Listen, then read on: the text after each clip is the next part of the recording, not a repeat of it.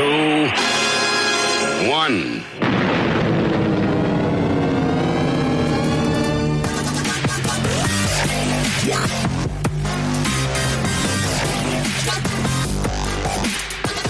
All right.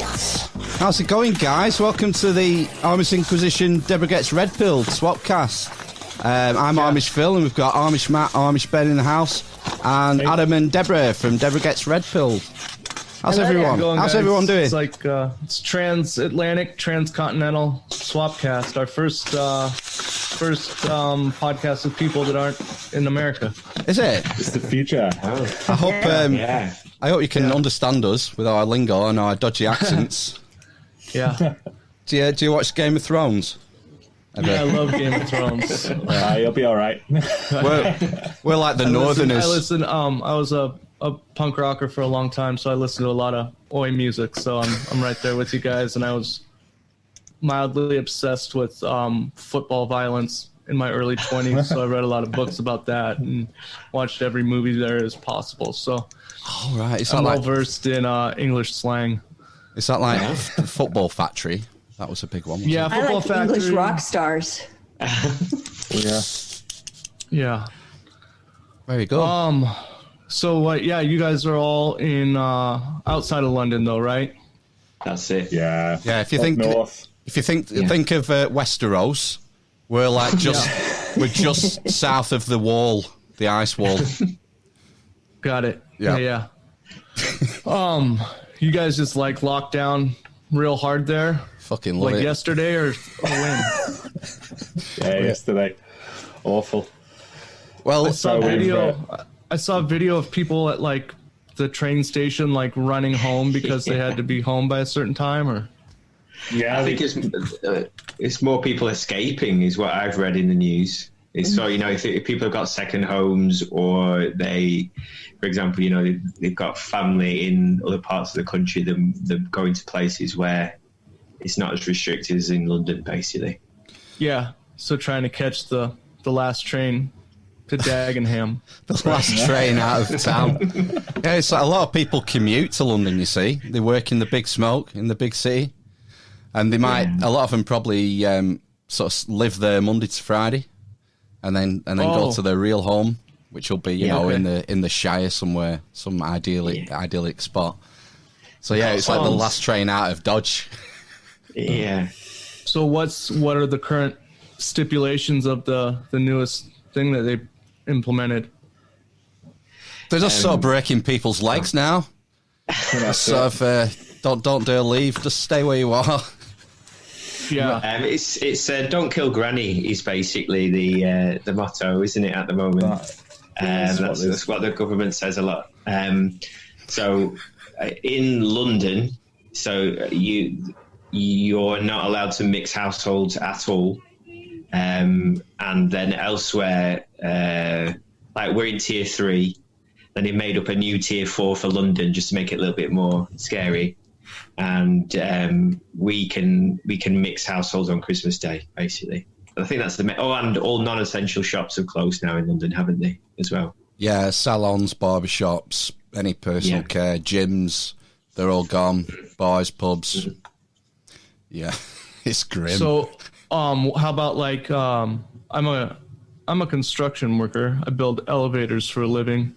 What's going on with like the working class and those kind of jobs? They're immune from the virus because more expendable, like yourself in their eyes. I'm in the same industry, Adam, and so I've worked through pretty much. Yeah. What do you do? Sparky. Oh, sparklers. Sparky. Right, is that what you call them over there? Sparklers. We call an apprentice Sparky is a sparkler. Oh, that's nice. Right on. That's cool.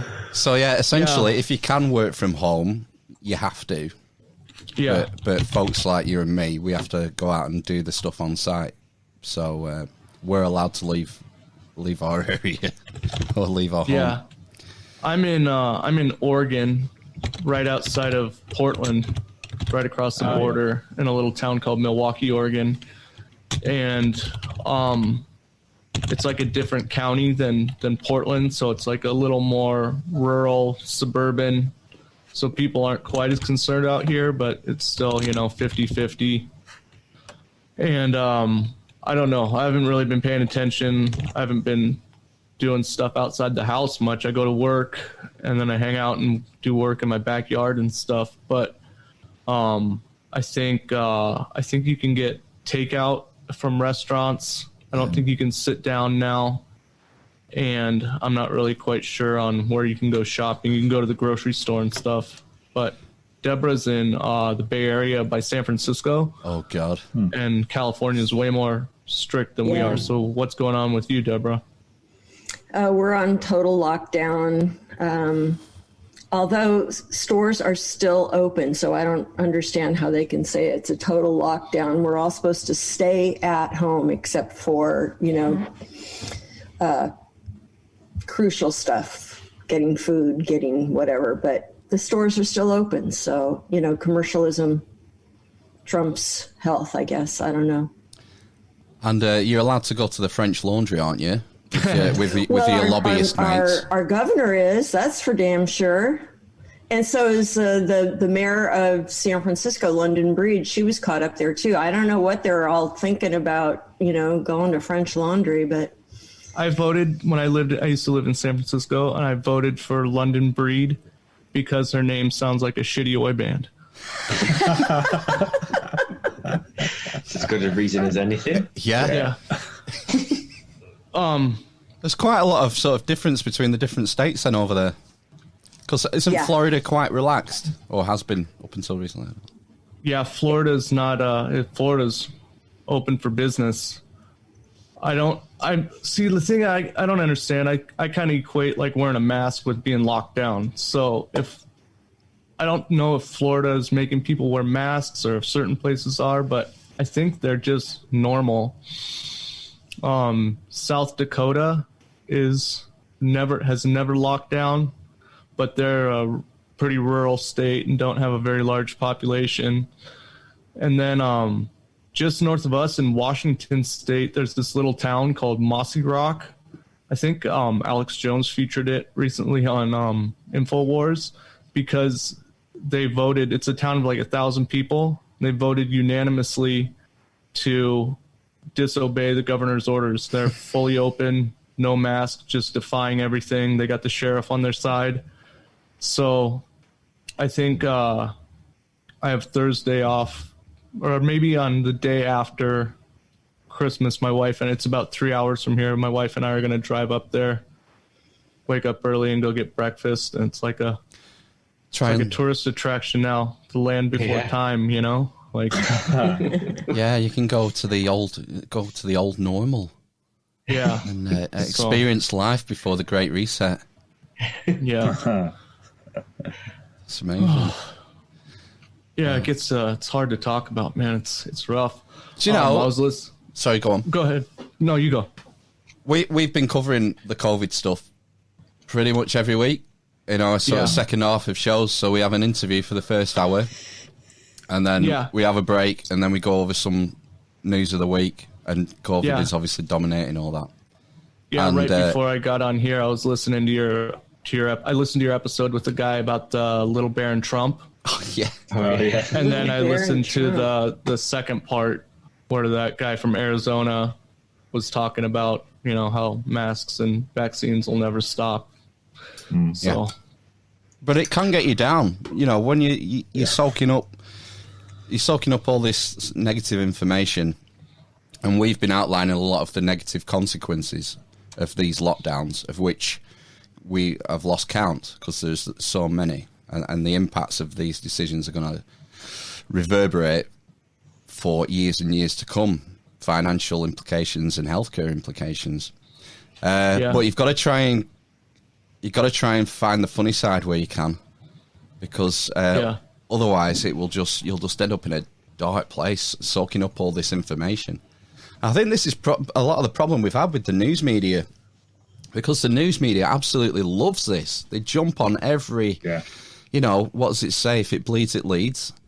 Yep. Any bad news, they jump on it and they pipe it into our homes. And, you've got to try and level some of that out and try and find the funny side wherever you can. Even I mean, I imagine people in California when Newsom was caught at the French Laundry were up in arms and tearing their hair out.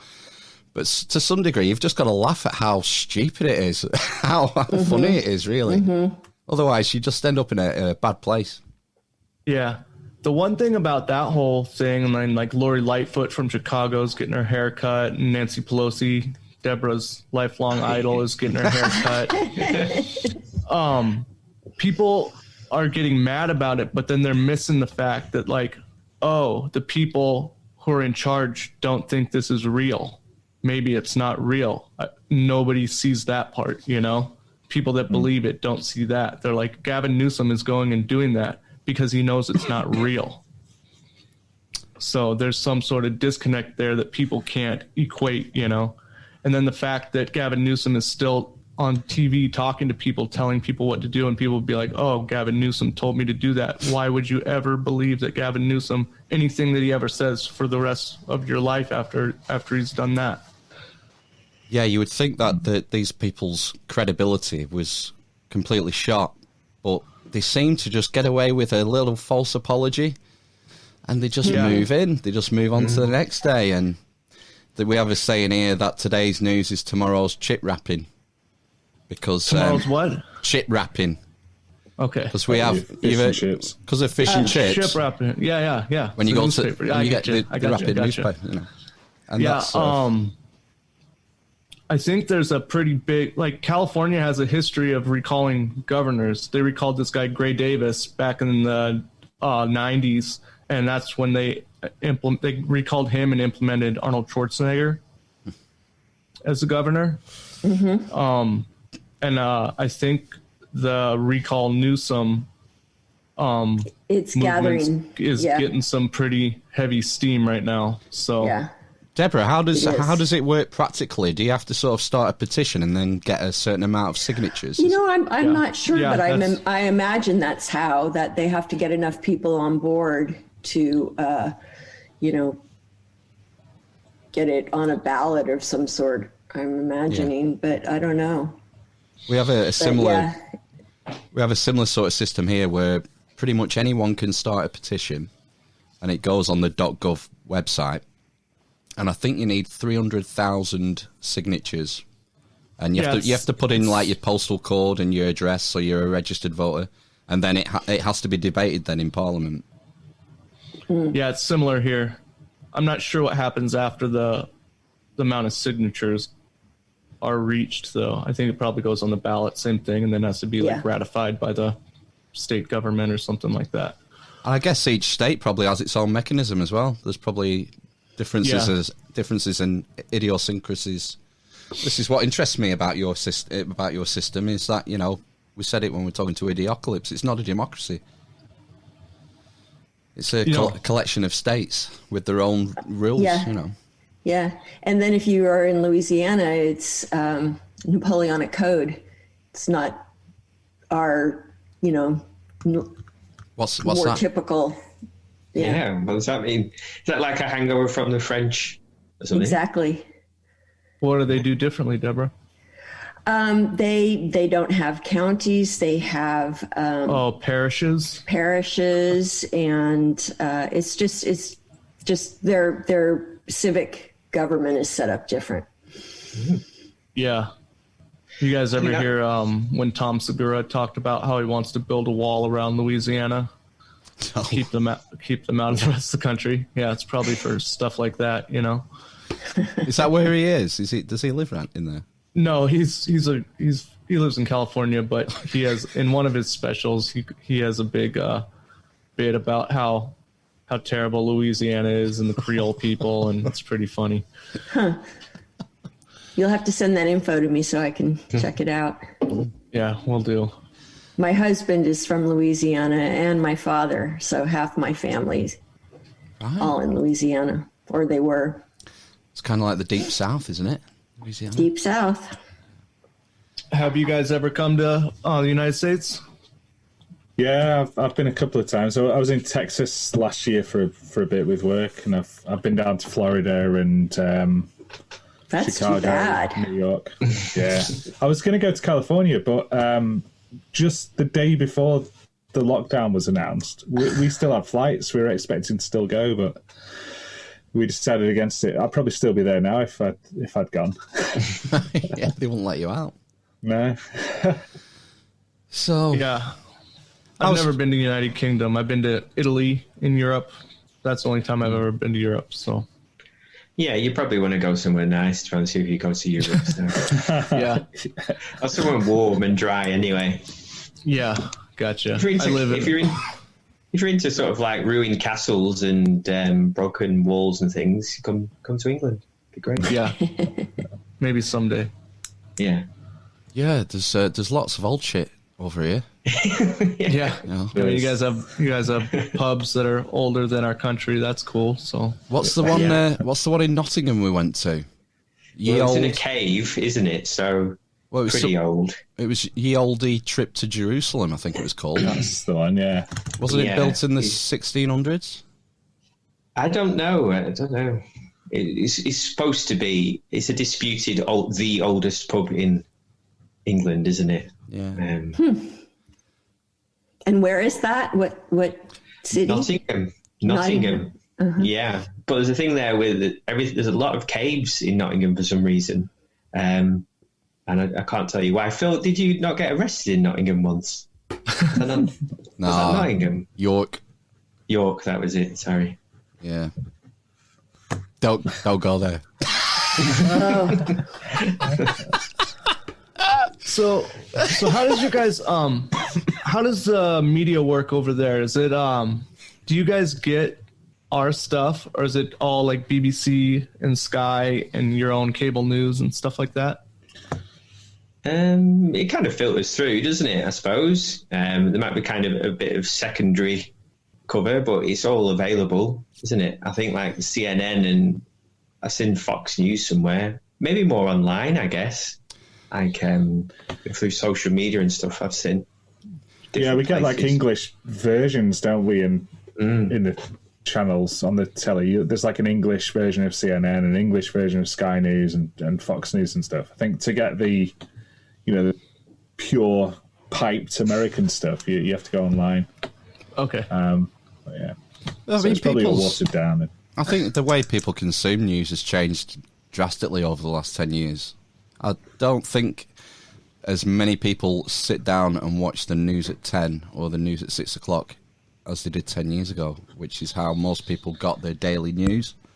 Most people, the same with newspapers, newspaper circulation is falling off a cliff because more people have smart devices and tablets, and they tend to go to maybe Google for the news, which is pretty disturbing in itself. But I think we probably get a lot of US news because a lot of the online places use Associated Press and that other one, the Dutch one, I can't remember.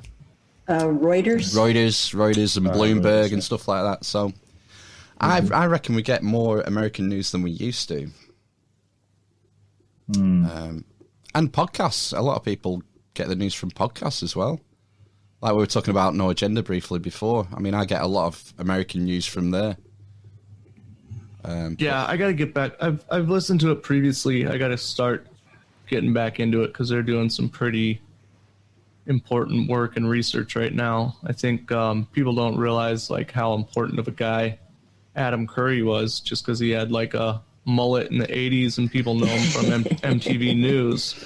Like he doesn't. People are like, "What? Adam Curry from when I was little on MTV News?" So, but yeah, he's done some really good stuff. Do you know which one I'm talking about, Deborah? That's the one. Remember when I sent you that podcast all about the PCR test and how they're able to amplify it and get whatever they want out of it? That was No Agenda. Mm-hmm. Yeah, I didn't make the connection. I couldn't believe that the same Adam Curry was, doing serious news. And he's the first podcaster, right? Yeah, is he? Call him the Podfather. Yeah. Well, he calls himself the Podfather. Yeah. So, you guys are regular listeners to it? Just me, really, I think, isn't it? Yeah. Listen to it very occasionally. I have listened to it in the past. It's a bit of a hero of mine, Adam. Do you enjoy it, Matt, or do you have a separate opinion on it? I can't. The last one I listened to was ages ago. I've gone a bit down. I was just telling Phil the other day. They've gone down a bit of a UFO rabbit hole at the moment. Listening to lots of stuff about. Well, I say lots of stuff, but sort of things around Bob Lazar and Jacques Vallée. Trying to think of the other ones. Oh, I've listened to a couple with the Tic Tac guy, David Fravor, right? Yeah. So there was the last one I listened to. I think that'd be the last one because it was I think it was almost 4 hours long. Was with Lex Friedman. They went into a lot of detail about what happened, but also about sort of like his flying and stuff, which was dead interesting. So I think what happens with me is I get into a subject and I listen to a podcast about it, and then that kind of leads me to other ones, basically. So prior to sort of like the UFOs, I was listening to a lot about sort of trans issues, and particularly sort of teenage girls transitioning and how that might be to do with sort of not necessarily actually being transgender, but other kind of mental health problems, basically. It's being masked by this. It was quite interesting. There's a concept like that, basically. Have you listened to Dr. Debra So? Yeah, so I think I listened to her a couple of times, and the other, I can't remember, the other one who's the author, she was a journalist. I can't quite, is it? The one that was on Joe Rogan? Yeah, and I've also listened to her on Megyn Kelly, her podcast as well. Oh, wow. Megyn Kelly is pretty attractive. The podcast, some of the things on a podcast, it's similar sort of thing about sort of, what do you call it, Phil? Like the cultural war. The cultural war. Talking about that, and being sort of people being overly PC and things like that, and how it could be sort of negative and Marxist and all the rest of it, basically. It's interesting. Yeah. That author, the one that you're talking about that I mentioned that was on Joe Rogan, on that show, she said that medical age of consent for children in Oregon is 15. Yeah. So where I live, if I had a 15-year-old daughter who wanted to transition, she could go to Planned Parenthood without my consent. Yeah. And get testosterone replacement therapy. Yeah. Start transitioning. I think what was more disturbing is how it's sold as a puberty blocker. Yeah. And that implies, and she was kind of saying that people have been told that your puberty is blocked, and therefore, once you stop taking the testosterone or the puberty blockers, that the puberty kind of kicks in again. But it causes irreversible damage, basically. So if a boy starts taking estrogen or a girl starts taking testosterone, it basically makes changes that sometimes just don't go away. It can make you infertile as well. They're irreversible changes. And then these guys, like if a 14-year-old boy does that, and then he becomes like 19 years old, and he's just like, oh, I'm just a gay dude. Why did I do this to myself? It's starting to happen. Yeah, it's starting to happen here. So there's a case. I can't remember her name, but she basically started. Sorry, what was that? Kira something. Yeah, that's it. But she's started to transition and then transition back, and is basically there's a clinic in the UK called the Tavistock, and she's taking him through the courts now. I'm not sure where it's up to. I think she's won. Right. Okay. I think she's won. And what was also disturbing is I work in like mental health in the NHS here, and it's this thing of you've got to affirm. So there's no challenging of the feeling that you're in the wrong body, and that doesn't sit right with me as a therapist. Basically, the whole point of therapy is challenging people's perceptions, whether of themselves or the view of the world. And if you're just affirming what they feel, I think that's pretty dangerous. And I think it's pretty legitimate for a therapist to challenge those thoughts, really. especially when it's like life-changing decisions when you're, in your teens, basically. You know, I'm sure, and what they say is like most people kind of transition on and are happy with it, but it's like this explosion, isn't it? I think you said that some statistics were saying it's gone up 4,000%. Only in girls, though. Yeah, teenage, like 15-year-old girls, right?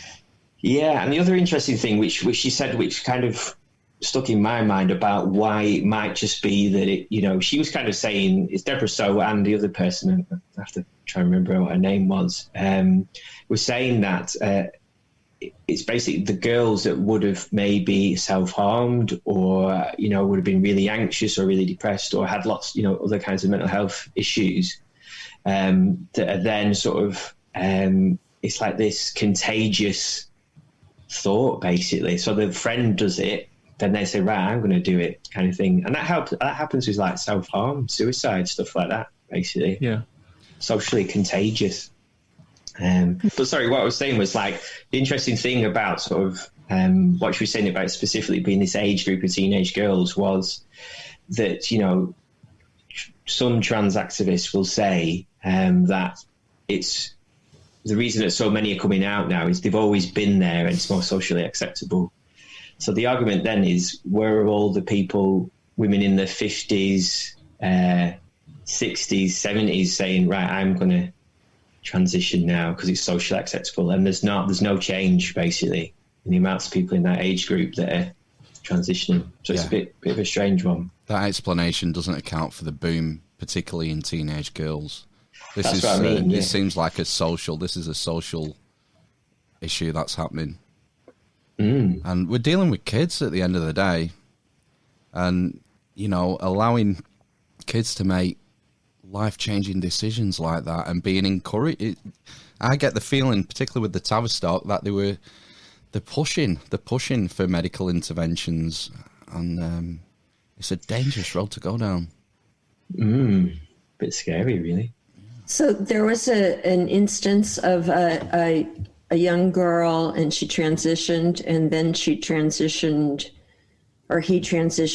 back to female. And you said that there was some issue in the court around that. Well, she's taking the Tavistock. So there's Tavistock is I don't know if it's called a psychosexual service. That's what some of them are called, or if it's just called a trans service, transgender service. But yeah, she has taken that service to court because she feels that she wasn't appropriately challenged when she was making decisions about her transition, basically. And I remember watching a brief interview with her on like sort of Channel 4 News here, and she said that she had a lot of other kind of issues, anxiety and depression or whatever, and said that she would have said anything in order for her to get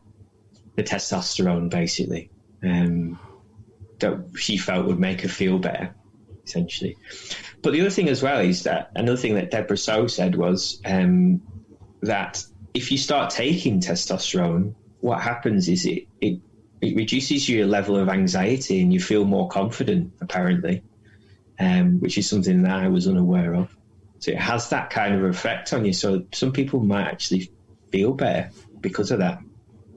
So that's a psychological, it's like a psychiatric treatment. There might be some benefit, but it comes with a big physical price, doesn't it?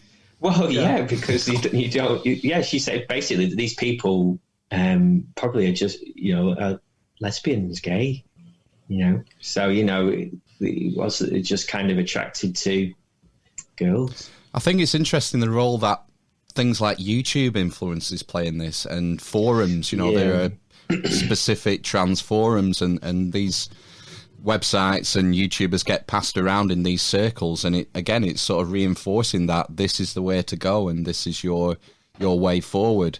And it's not to say that we should be, none of us care if someone wants to be transgender, that's fine. But if you're pushing people, especially kids, in this direction, that's where I have an issue with it, really. You know, if you're an adult, as far as I'm concerned, if you're an adult, you can do whatever you want. Do anything to yourself. You know. Yeah. How old when in England are you an adult? 18. 18. Well, there's others, like the age of consent sexually is like 16, but like... countrywide? Yeah, but then sort of like drinking is 18. I think marriage might be 18, things like that. Yeah, Is smoking 21 now? I think smoking's 21 now. Yeah.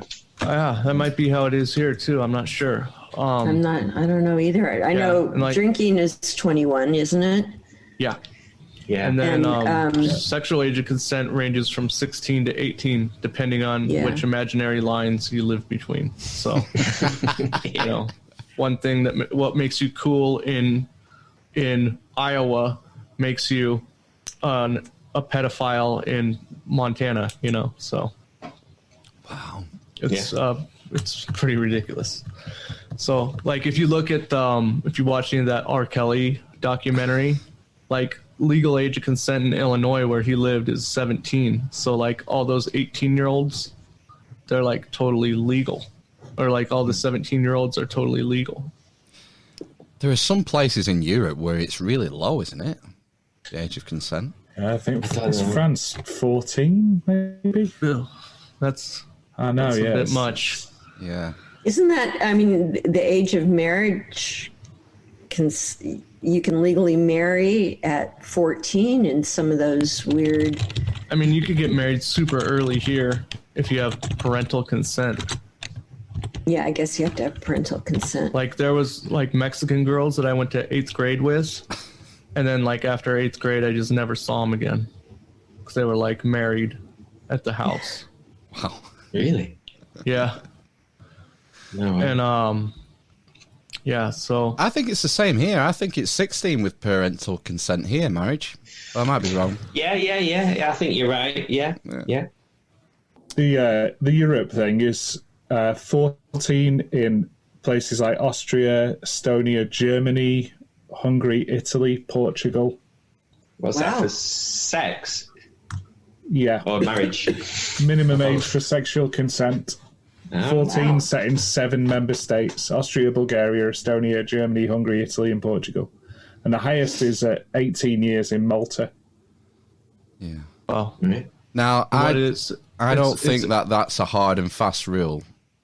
I think if you're in Australia and you're a 37-year-old guy and you're having sex with a 14-year-old girl, I don't think you're going to get away with that.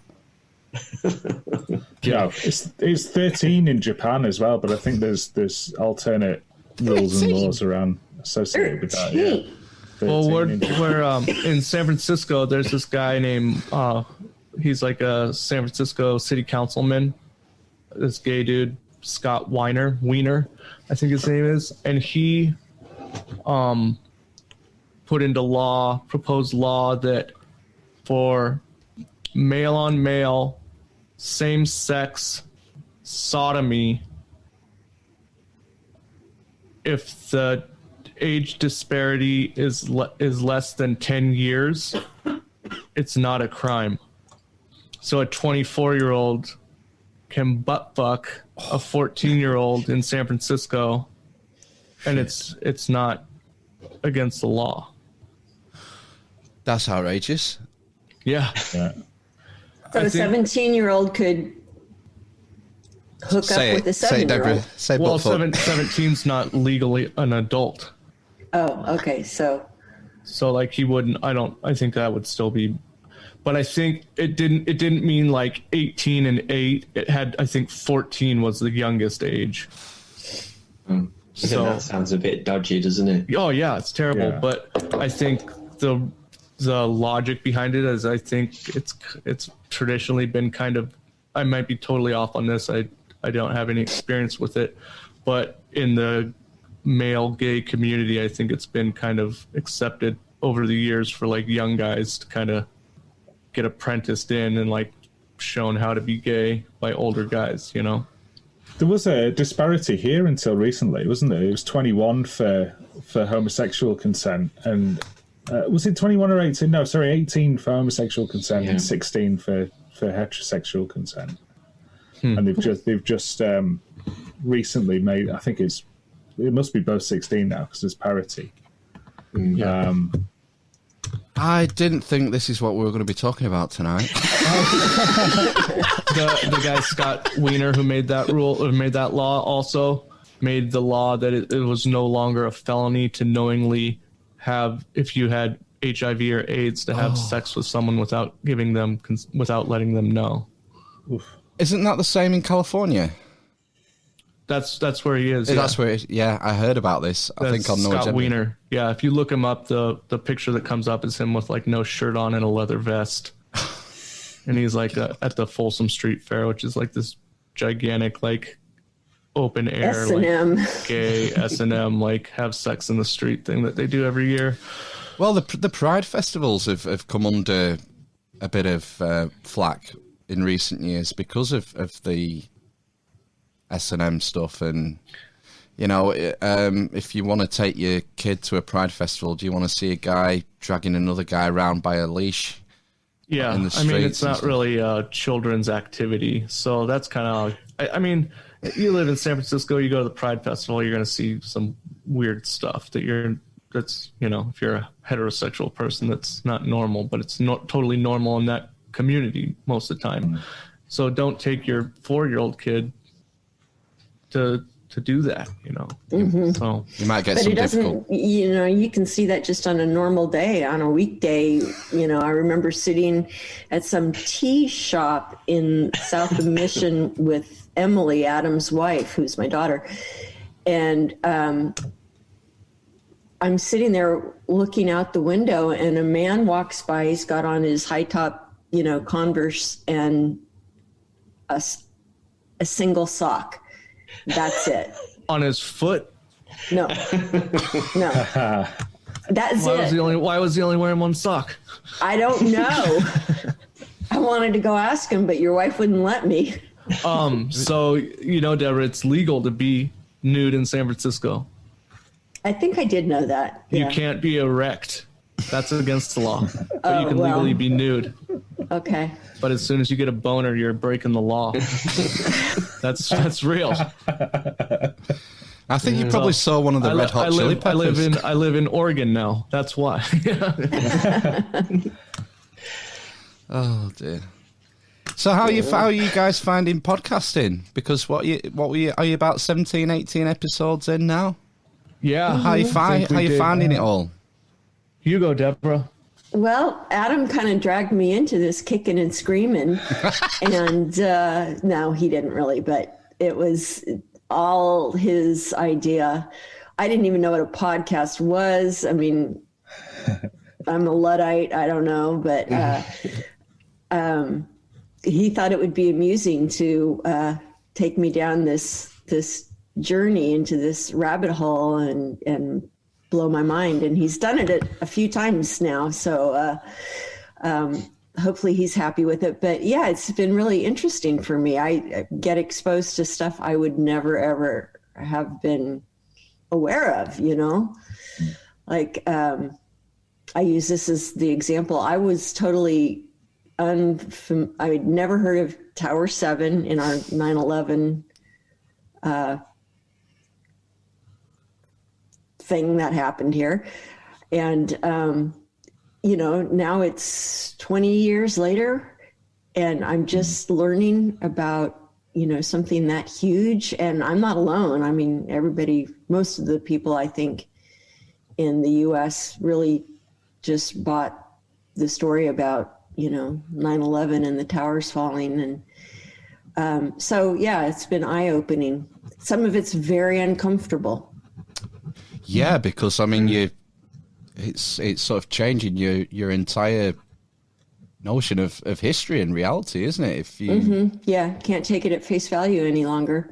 Wow. So what is your sort of thinking about 9/11 now, as someone who's been going, just accepted the official story up until recently? Are you sort of swaying or?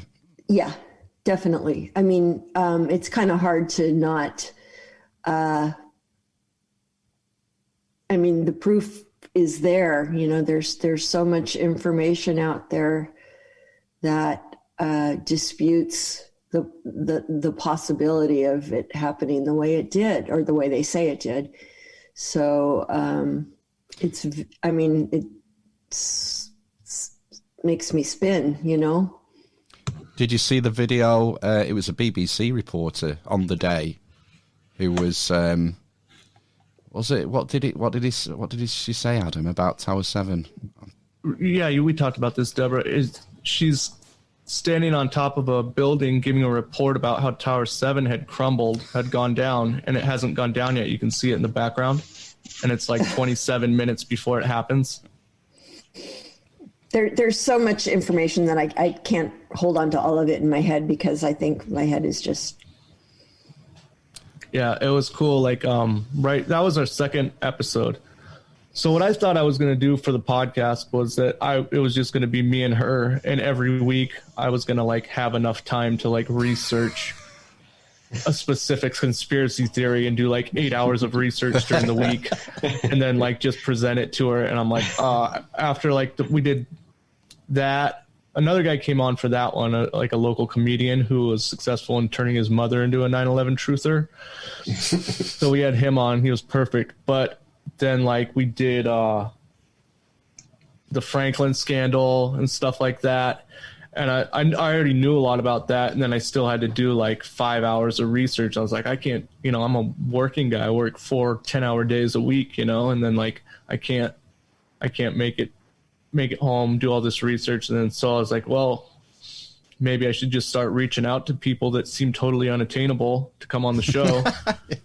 And it worked. Like our 6th episode, we got Charlie Robinson on, and it was rad, you know. And since then, like everybody's been totally receptive and like said yes. A couple of people haven't like written back. That's no big deal.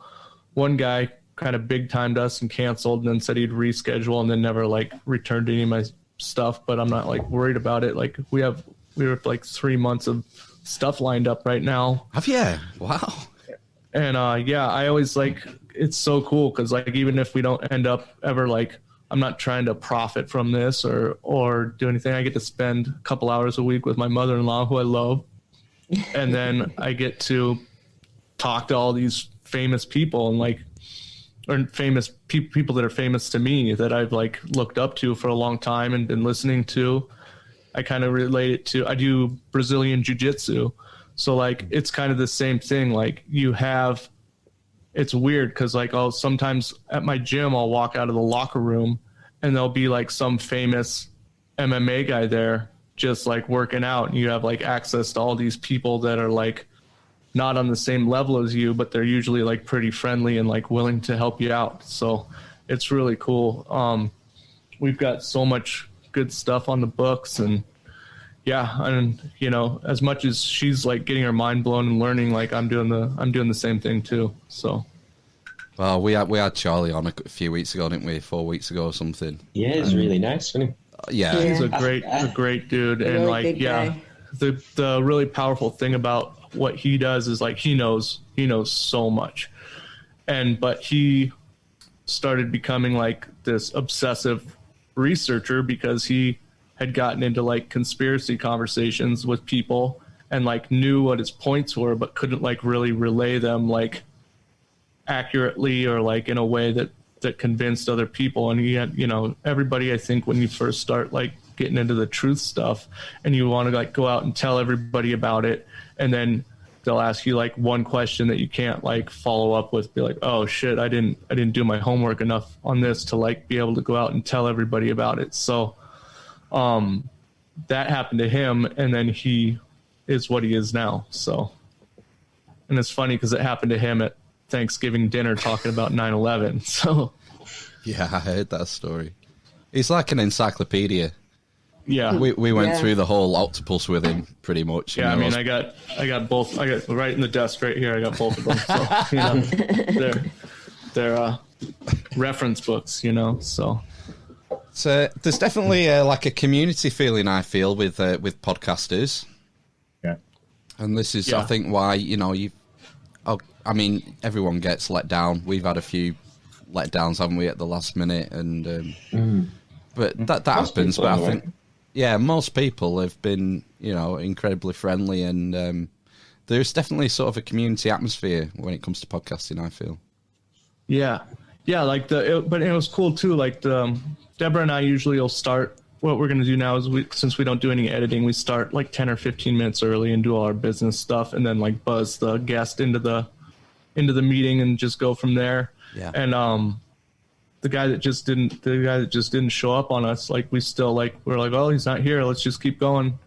And it was like really a positive feeling being able to talk for like an hour and a half just free and just have it like flow and be a good talk back and forth without like any struggle or awkward silences, just because our first episode, I remember being like, oh, there's some actual skill to this, that you don't really realize when you're just listening to podcasts. Because the first one we did 37 minutes and it was like impossibly scary bad, as hell. So now we're like, it's probably still not the best, but we're still able to like talk and flow and get points out. We've talked about it before. It's like the lost art of conversation because, over the last decade, so much of our communication's gone online. And whether it be Facebook Messenger or text messages or WhatsApp. So true. And, nobody has conversations anymore. Yeah. Like this is so true. Like how often does, somebody will call you on the phone and you'll be like, oh, I have to pick up a phone call. This is going to be awkward. So you just silence the phone call and then text them back. What's going on? So. Yeah. And TV as well. And media, you see, people, a lot of people, they get home from work, they're tired, they sort out the dinner, put the kids to bed, and they're pretty exhausted, and they just want to put a box set up on Netflix and just watch that and zone out until they have to go to bed and wake up and do it all over again the next day. Whereas back, thousands of years ago, you had to make your own entertainment round the campfire, and you would sing songs and tell stories and, relive your cultural myths and your folklore and all this sort of stuff. And we're missing a lot of that human connection. Yeah. Yeah, as I talked about it on an episode we did yesterday, but this last, I'm in a group, maybe I'll get it out there for your listeners to check out. It's called freedomcells.org. Right. And it's they have it everywhere. Do you guys know who Derek Brose is? No. You should check him out. He's a really good independent researcher. But there's this website called freedomcells.org, and you sign up for it. It's just kind of a crappy website, but it puts you up on you make a profile. It shows you it puts you on a map, and it shows you like everybody within like however many miles you want, like 50 miles. And then you're just able to connect with those people. And the thought is that everybody that joins the website is like a freedom, liberty-minded people, and then inherently that the crossover between like freedom and liberty-loving people and conspiracies is usually pretty heavy. So I went on there and connected with a group of people, and we have bi-monthly meetups where we meet at a secret location and nobody wears a mask, and we just sit in a circle and go around and talk about, our plans to get out of town, what we're planning on doing, different conspiracy stuff sometimes, which is pretty fun. And just, and then so we do that every other week. And then on Friday night, we invited everybody that's been to a meeting to come over to our house for like an underground farmer's market. Wow. And like people, and that, that's a revolutionary act right now. That's like an act of like complete defiance to have people over to spend time at your house and do something that's like absolutely positive and like necessary for like human growth and interaction. So yeah, that's where we found ourselves. People did commerce and bought stuff from each other, but even more than that, it was just like people hanging out with each other and being able to spend time in like what seemed like a somewhat normal setting that we used to be a normal thing to do a year ago. It's amazing. Well, I'll have to put the link in the show notes for that. Yeah, I'll put it in ours too. Yeah. No, it sounds interesting. Trying to find like-minded people, I guess, isn't it? And form a community and all that stuff. It's amazing how many just normal, like middle-aged soccer moms have showed up and are like pissed off, you know? Like normal people, and they're living in like Southeast Portland and all over Southeast Portland is like the ultimate like woke, you know, liberal part of close to where I live. So there's like people out there and they're just like afraid to speak out, and like people are talking about how 75% of the if they're willing to be honest, 75% of the people that were in their life before the pandemic started aren't anymore, and just stuff like that. So it's interesting to get a handle on sort of how many people are going along with the current situation, but in their own mind they sort of disagree with it but are afraid to speak out. It's a difficult thing to try and quantify, isn't it? Yeah. So yeah, I mean, just that one little bit of like being back to normal helps out a lot. Gives you a little bit of hope when it's like pretty easy to be black-pilled these days. Well, just to give you an idea, we had our first lockdown on the 23rd of March. And in our particular area, I think we had a 2-week spell at the end of July where it was almost normal. Yeah. But apart from that 2 weeks, from the 23rd of March, we've been in some form of lockdown or non-essential shops being shut. Yeah. And I can't believe how placid our population is that people are still going along with this. Yeah, that's what I wanted to ask you guys about. You guys are unarmed as well. Makes it easier, what are your doesn't it? guys' thoughts on like gun control and like firearms in America and stuff like that? I think from my perspective, I've always kind of thought it's a very strange thing. But then, you know, to have a firearm, and then like it's in the UK, there's this kind of term. Is it called policing by consent? I kind of heard that, where it's like. So I've always kind of thought that it's like almost if you have the population with firearms or easy access to firearms, it kind of creates a necessity then for the police to have firearms, and that causes issues and things like that. But then more recently, I've kind of heard sort of, you know, the reasons behind having firearms. You know, I think, Phil, you've mentioned that kind of being able to hold the government to account and stuff, you know, in America, that kind of thing. That was the whole part of the amendment, really. It was to protect yourselves from a tyrannical government. Yeah. Yeah. So that, you know, that kind of makes sense, but I don't know. I'm still undecided about it all, I think, really.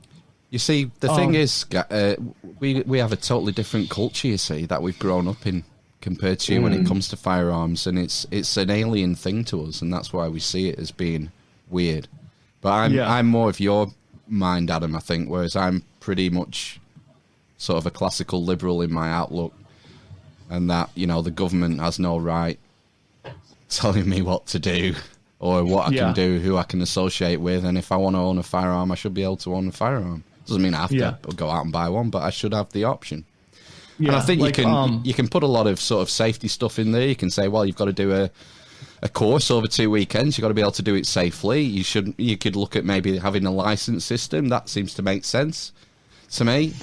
Checks for things like mental health conditions. That seems like a logical, you know, step to have. But, you know, if you can fulfill those criteria, I don't see why you shouldn't be able to have a firearm. Yeah, I think everybody should be able to have anything they want. But, yeah, I didn't grow up with guns either. And then, you know, as soon as like, it always happens when people start, like, gun sales are through the roof here because Joe Biden, you know. Like, everybody's going out and be like, oh, well, I kind of want an AR-15. Maybe if he's saying that we can't have AR-15s, there's a reason why I should probably have one. You know, so I didn't grow up with guns. My dad didn't have guns. I didn't grow up hunting or anything like that. And the purpose of the Second Amendment isn't about hunting. I'm not really a fan of the Second Amendment anyways. I don't think, like, some old guy who wrote something on a piece of paper is what gives me the right to protect myself and my family from harm. I think that was like there from whatever created me, you know? So, yeah, what do you do if someone does a home invasion at your house? Phone the police. Call the police and have them just come and do the paperwork over your dead body? Yep. Yeah. Well, I think the likelihood that the robber in the UK would have a firearm might be less than in the US, I would guess. Yeah, but there's probably guys in the UK that would home invade you that could beat the shit out of you and beat you to death with a club, or a baseball with a bat stick in the pantry. Yeah, so you know, I think it's fair enough to kind of defend yourself in your own home, I would say. But our gun laws limit our ability to defend ourselves in our own home. I think that's what Adam's getting at. Yeah. You can have crossbows, can't you? or a longbow. Yeah. Just hold on while I knock this arrow. Yeah. Let me hold on. Wait a second. I gotta go grab my quiver. I'll be right back. Well, there was a case, wasn't there? Wasn't there a case about there's like a 70-odd-year-old man, and a guy came into his house and they had some sort of struggle, and the 70-year-old man stabbed this guy with a screwdriver in the heart, basically, and he died. And he was arrested, but there was such an uproar in the media and like through local people that this guy had been arrested, and he would like they hadn't released him, kind of thing, after he was arrested. That it was basically just quashed, wasn't it? I think didn't even go to court in the end. There's been a few high-profile cases. I remember one from about 10 years ago, and I think it was a farmer who had a Tony Martin. Yeah. And you can have a shotgun for hunting. You can have a shotgun. It's pretty hard. It's not a simple process. You get inspected, I think, every year. I think the police come around periodically. It's got to be locked up in a case. There are all sorts of, procedural hoops that you have to jump through. But yeah, this farmer had had a home invasion. He'd shot and killed the invader, and I think he was charged with murder, wasn't he? He went to prison. I think, didn't he? Yeah. That was his kind of story was like, from what I remember, was his farm had been targeted for ages by, I don't know if it was the same people or different groups of thieves, and he'd like chase them off, like shooting into the air, whatever. And then this particular occasion, he shot them in the back while they were running away. And that'll get you sent to prison here too. Yeah. So it was more, I think, the actual. I'm pretty sure he got sent to prison for it, but it was more. Yeah, it's like that kind of thing.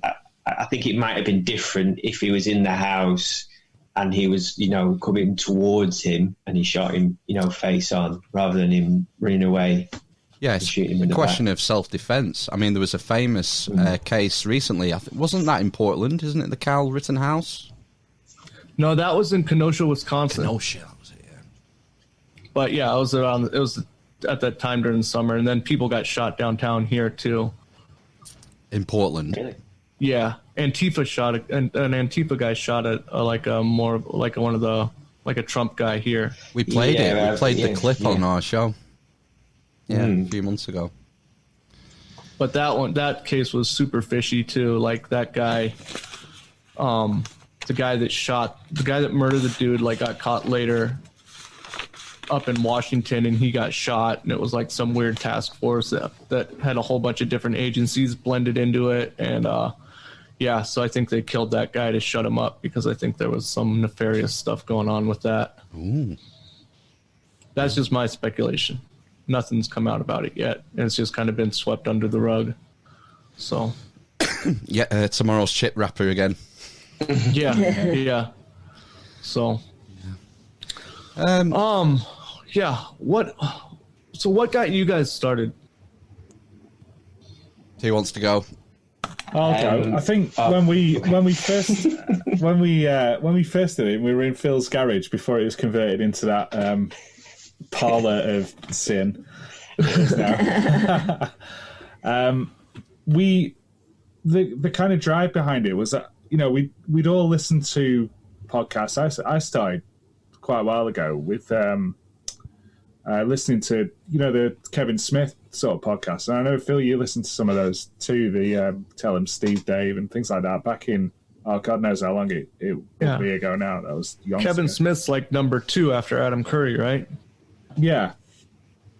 So it's fairly early on, and we really wanted to. I think initially it was down to this bringing back the art of conversation, like Phil says, and having some sort of record, almost like a legacy. So, we all have kids, and they will be able to listen to a select few episodes of our podcast, in the future at some point, should they want to. But it sticks around. It is a legacy. I don't think these hundreds and hundreds of hours that we've got under our belt now are going to go away anytime soon. I mean, it's out there for everyone, and it's available as like a record of the day, of the times that we're in for future generations to have a listen to. So that was really what attracted me to doing it.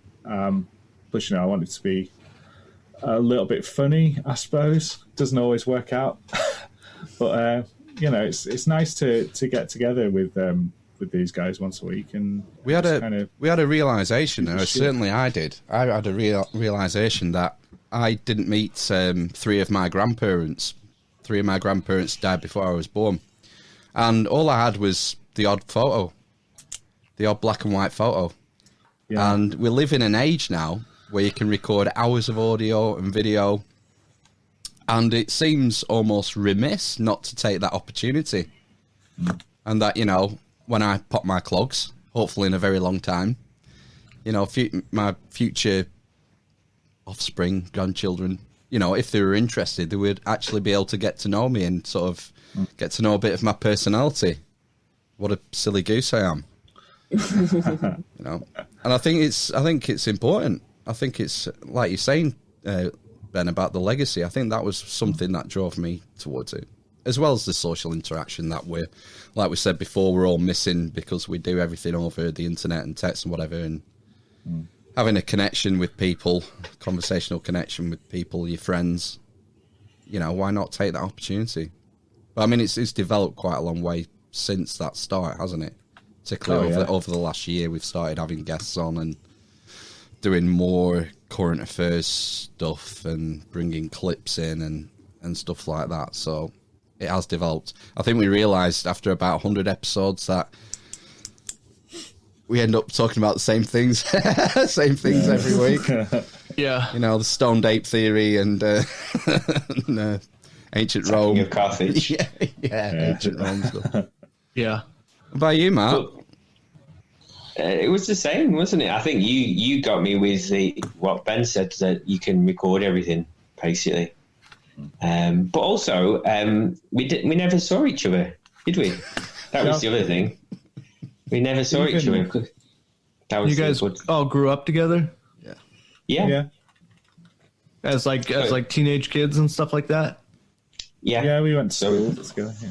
Mm-hmm. Oh, that's awesome. I'm not in contact with anyone from the age of 22, before the age of 22. So that's awesome. You guys still have that connection.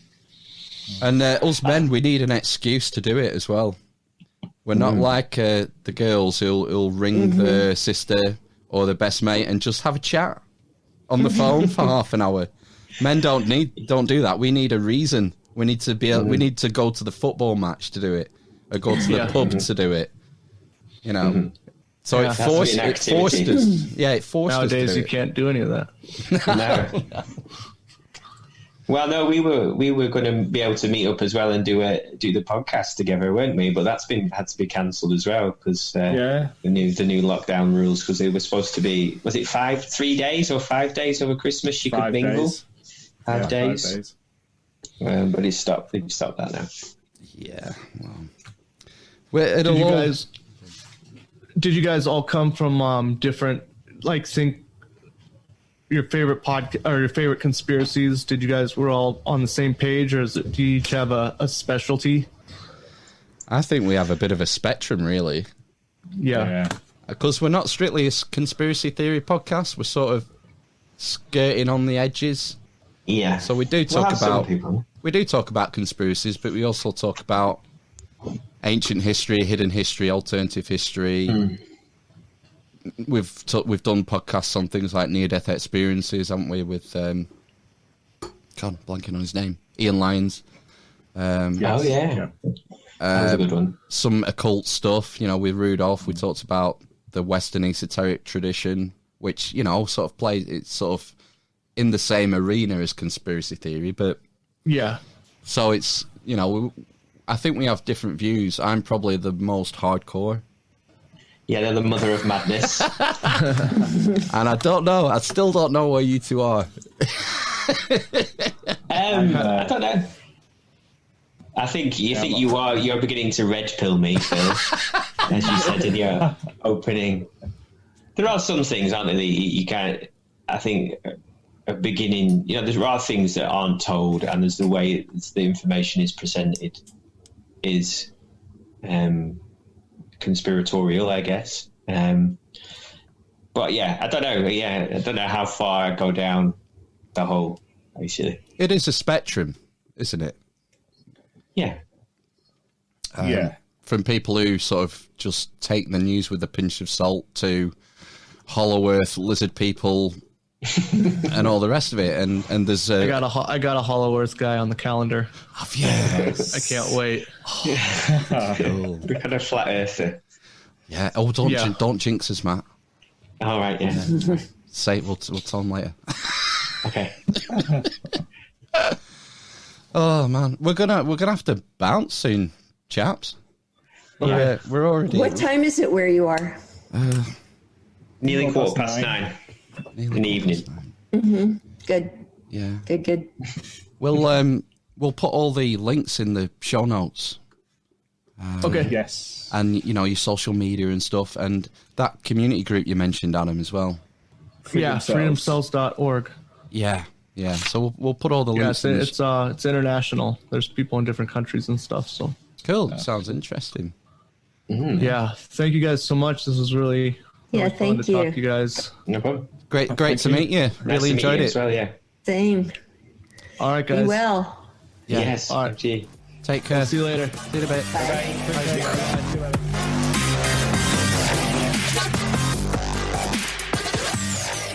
Right then, we're back.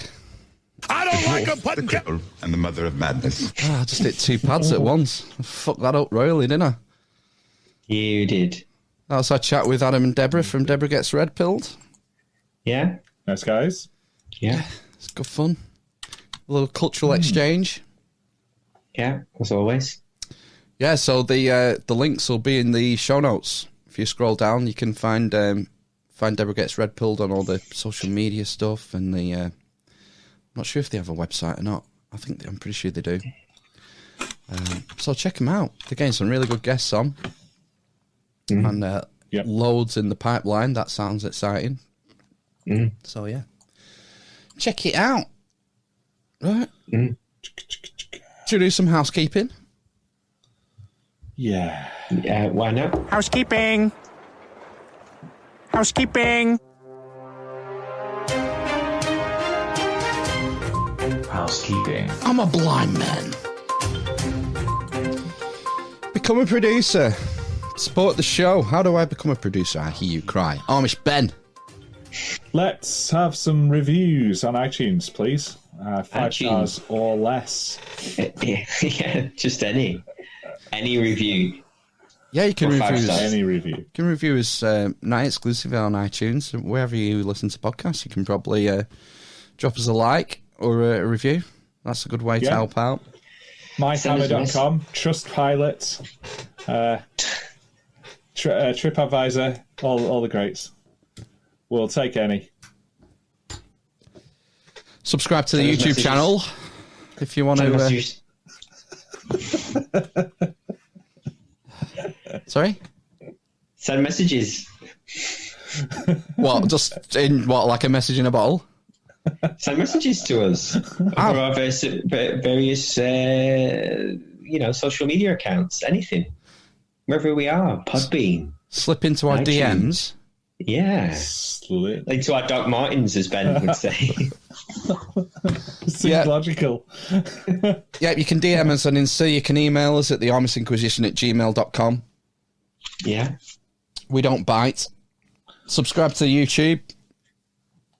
We're getting hooking the subscribers hand over fist on YouTube at the moment. You can buy merch from the Amish loot chest. Ooh. You're literally a communist mug or a hoodie or your current great t-shirts. Yeah, all excellent quality. They are. I have it on. And what a perfect time to be buying it at Christmas as well. Oh, yeah. Yeah, because the month of December, all proceeds are going to St. Catherine's Hospice. So do a bit for charity, mate. Yeah. Buy a fucking... put on your fucking muzzle. Face mask. You can look cool as well. That's the important thing. You can look cool in an Amish Inquisition hoodie and also help a charity. I mean, what else would you need to do as a wokey? Yeah. Tell your friends. Tell your friends about it if you enjoy the podcast. Share it about because we need help getting the word out. One of the main important ways of becoming a producer is sending us clips, sending us videos, memes for Insta, news articles that are interesting and widely unreported. Sources. We need sources. A la No Agenda. So, yeah, that's another good way to help. Chili sauce. And the number one way to become a producer is to just toss us a fucking coin. Yeah.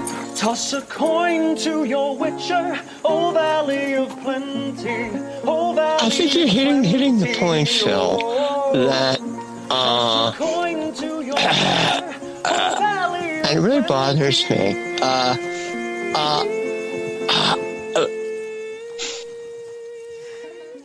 Because I believe I have an issue in this respect. Yeah, I have an issue in this respect. We don't get enough donations, so go to thearmisinquisition.com, find the PayPal button, and give us a one-off. Sign up for a monthly subscription. Instead of buying a coffee, buy us a coffee, malarkey. Just give us your cold hard cash. Yeah. In the form of a PayPal donation. Yeah, just set up a subscription, £5 or $5 a month. Yeah. Fine. That's an acceptable amount.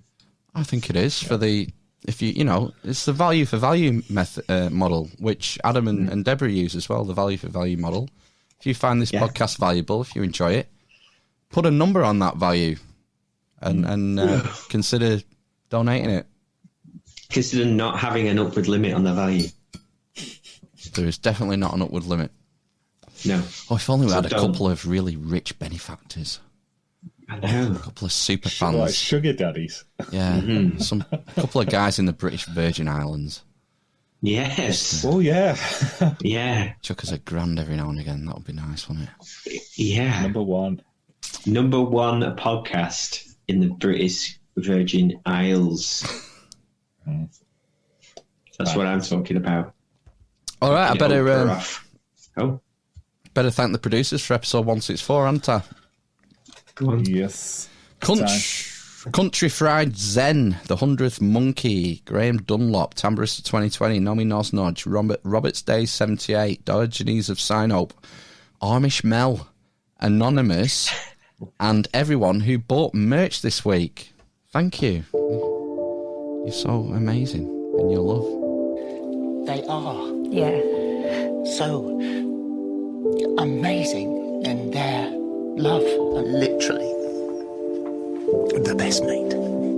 I've been coming to terms with the fact that I'm a blind man. The wolf, the currents, the grape, the homophobe, the wind, the asthma, the corn pop, cunts, the number 11, the blind man, the fallen on the horizon, the cripple, and the mother of Funny Pickering! from hell. I don't get it, never will. Thanks for your support for another week. All you eavesdroppers out there. It's making the show possible.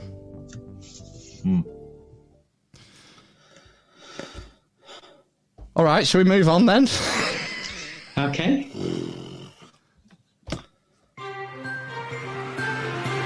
Here we go.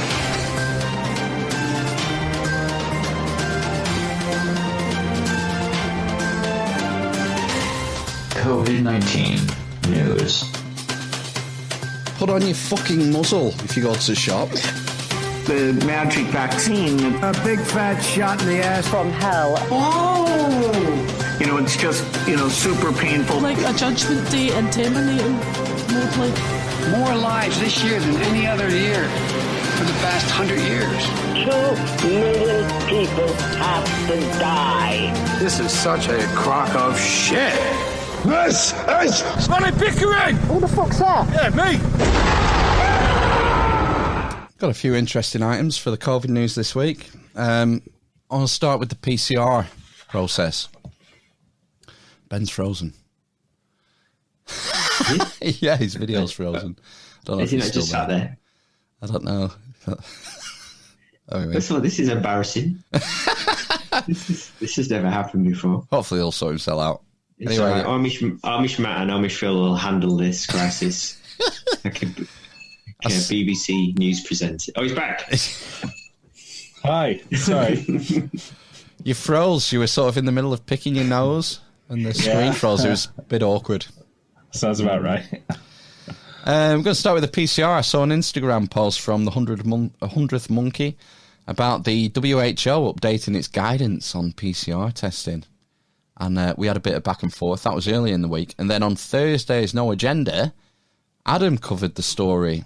And he's far more eloquent and better at cold reading than me. So I pulled the clip from Thursday's No Agenda. Let's hear what this is about.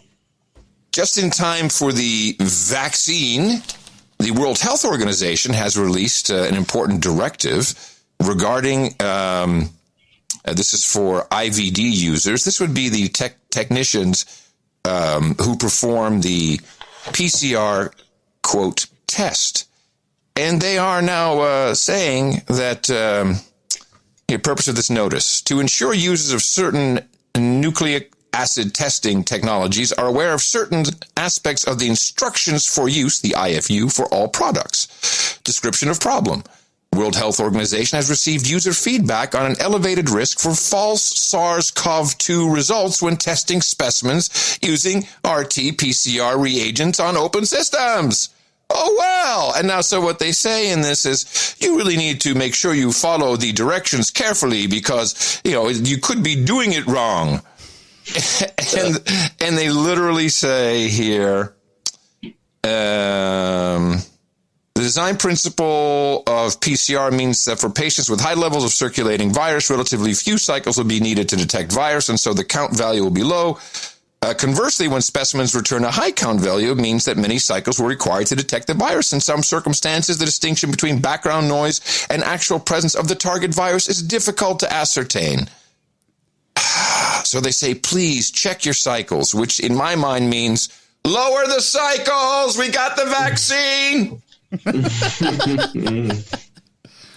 Interesting timing from this notice from the WHO. Yeah. They're going to be requiring that you put down the number of cycles and that you also take into account clinical signs and patient history. This is a game. This could be a game changer. So you won't be allowed to do sort of 50 cycles anymore. Well, we do 45. Most of the labs in this country. I looked on the PHE website weeks ago. And what was the recommended upper limit? Is it 30 or 35? 30. 30 for meaningful results. But the way it amplifies, I think it doubles each time. So it's like what do they call it when a curve is Straight up.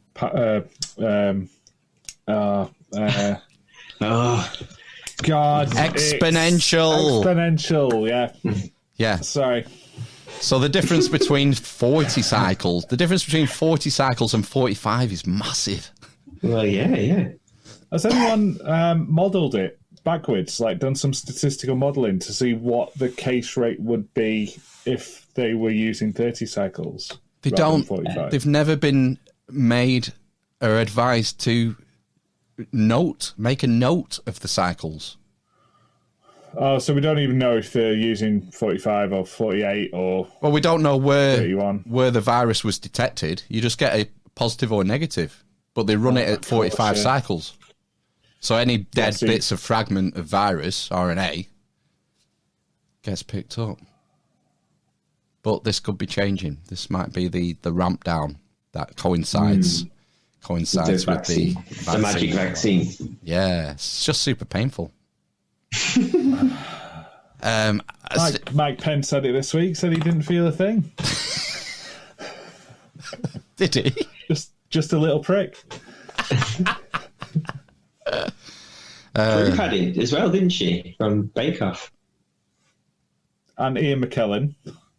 Yeah. I think that's it.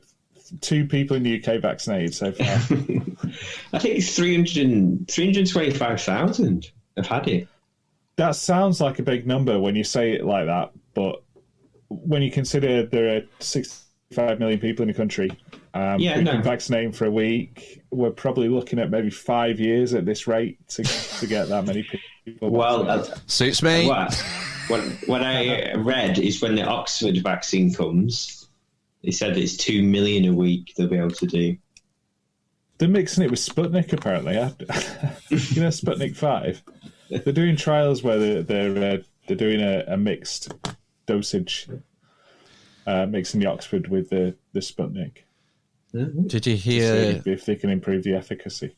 Did you hear that the participants of the Pfizer trial, they're planning on destroying the control? They're going to vaccinate the control group after 6 months. Oh. Yeah. For ethical reasons. Which is a bit worrying. Right, okay, yeah, they're going to vaccinate the control group. They're not destroying the control group. Yeah, they are. Well, they're destroying the evidence, aren't they? Destroying the evidence before it emerges. Terminate. In scientific parlance, they're destroying the control group. Yes. They're not physically destroying those people. Did you see... For ethical reason. That here, they're not going to vaccinate pregnant or breastfeeding mothers. Oh, no, you can't do that. This morning, yeah. Well, yeah. Yeah. Yeah, because... Well, we've talked about they weren't involved in the study, which is common practice. There's no data, yeah. You can't have pregnant, yeah. But I don't think pregnant women are advised to have the flu jab. Or they certainly weren't back in the day. There's probably different ones they can have now. But I think it's fairly standard. Haven't you done a bit of research into the new platform, the RNA platform, Ben? Not enough to be able to talk about it yet. But yeah, I'm looking at it. I just wanted to ask, because I was wondering why they felt the need to put the bioluminescent ingredient in there. That part from a marine animal. Oh, it's what is it? It's in a lot of vaccines. It's for detecting endotoxins in when you're doing your quality control. It's horseshoe crabs. I forget what the exact stuff is, but yeah, horseshoe crab blood is really important in vaccine production. What does it do? I believe, and if I get this wrong, I'll get lynched. But it's something to do with detecting endotoxins. What does that mean? They are toxins created by agents that perhaps shouldn't be in the vaccine. So as part of quality control, you contaminated with something that produces endotoxins, then that test would... It'll glow in the dark. Pretty much. They use, when you said bioluminescence, they use that in the PCR test. I was making a leap between the two for a bit, but yeah. Okay, well, we'll stick with the PCR. I promised a clip last week from the inventor of the PCR, Kerry Mullis, about how the PCR process can question your notion of what physical reality really is. So I've got that. This is from, I don't know, he was doing a public speaking engagement somewhere and was being asked questions. To estimate all these supposed... He's asked a question about possible misuse of the PCR process. Free viral RNAs that may or may not be there. I think misuse PCR is not quite... I don't think you can misuse PCR. You know, the results, the interpretation of it. See, if you can say, if they could find this virus in you at all, and with PCR, if you do it well, you can find almost anything in anybody. It starts making you believe in the sort of Buddhist notion that everything is contained in everything else, right? I mean, because if you can amplify one single molecule up to something that you can really measure, which PCR can do, then there's just very few molecules that you don't have at least one single one of them in your body, okay? So that could be thought of as a misuse of it, just to claim that it's meaningful. And it is. Well, that's interesting. It's a real shame he's not around. Where is he? He conveniently died in August 19. Age 19? In August 2019. That's bad. A relatively healthy older man who surfed every day. Yeah, he died of a heart attack in August last year. I don't think it can't possibly be anything to do with what he said about people like Anthony Fauci in the past, I wonder. What is it? What is it about humanity that wants to go to all the details and stuff and listen? You know, these guys like Fauci get up there and start talking. You know, he doesn't know anything really about anything, and I'd say that to his face. Nothing. The man thinks you can take a blood sample and stick it in an electron microscope, and if it's got a virus in there, you'll know it. He doesn't understand electron microscopy, and he doesn't understand medicine, and he should not be in a position like he's in. Most of those guys up there on the top are just total administrative people, and they don't know anything about what's going on the bottom. You know, those guys have got an agenda, which is not what we would like them to have, being that we pay for them to take care of our health in some way. They've got a personal kind of agenda. They make up their own rules as they go. They change them when they want to, and they smugly, like Tony Fauci, does not mind going on television in front of the people that pay his salary and lie directly into the camera. Not a fan of Mr. Fauci, Dr. Fauci. He's got a nice cushy job in Biden's administration after the inauguration. Isn't it the same job he's had for like 400 years though? He's been in that role. He's seen like what? How many presidents? I don't know, 4, 5. That's as head of the NIH. He's moving into. Oh, is he? Similar to Chris Whitty, like a chief medical officer role, or chief medical advisor to the president. Yeah, apparently he doesn't know anything. Depends who you believe. Believe Kerry Mullis. But as long as he knows how to work Excel, he'll be all right. Should we move on to the vaccine? There was a video from Chattanooga which went viral and exploded this week on social media. I don't know if you heard about this, but I've got a report. Yeah. The nurse. Yeah. No. A nurse is vaccinated, but just minutes later, this happens. I'm sorry.